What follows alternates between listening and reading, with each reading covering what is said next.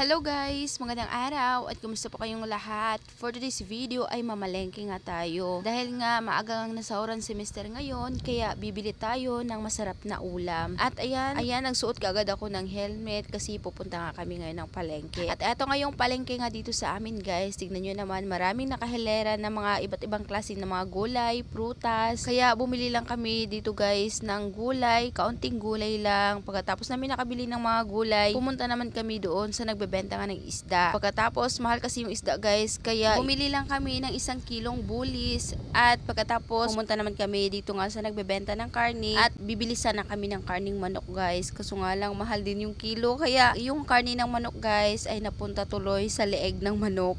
Gusto ko din kasi sana guys kumain nga ng paan ng manok kasi masarap nga to i-adobo lalo na kapag malambot nga yung pagka-adobo. Kaso nga lang mahal din, kaya eto na lang liig ng manok guys. At nung nakabili na nga kami ng ulam ay meron nga ako nakita na nagbebenta nga ng kamuti, kaya napabili na ako ng 1 kilo lang at bumili na nga rin ako ng kalating kilo ng lansones guys. At hindi ko nga alam pala guys na yung pwede mo nga palang kainin na lansones ay 4 hanggang 5 piraso lang pala. Ay nako, naubos ko pa tuloy yung kalahating kilo, kaya sobrang natakot talaga pagkatapos kong maubos yung kalahating kilo. Paano ba naman kasi, sobrang sarap kasi. At ayan guys, pagdating nga pala namin sa bahay, yung lulutuin nga namin ngayon na ulam ay etong isda, kaya pinirito muna ng asawa ko etong isda at sabi niya siya daw yung magluluto ngayon. Kaya sobrang saya ko kasi minsan lang kasi siyang magluto nga dito sa bahay guys, kasi alam niyo naman busy nga siya sa trabaho. Kaya yung ginawa ko, ayan, piniga ko na muna yung nyug na nabili namin. Pagkatapos nga pala niya maprito yung isda guys, ay hinangon na niya. Pagkatapos nagisa lang siya ng bawang, sibuyas at luya. Pagkatapos nilagay na niya yung mga isda na naprito niya at nilagay na nga rin niya yung kakanggata. At aantayin lang namin na maluto yun guys. Pagkatapos, fast forward naman tayo guys. Kinabukasan na nga pala to. Ayan, maaga nga nagising yung mga bata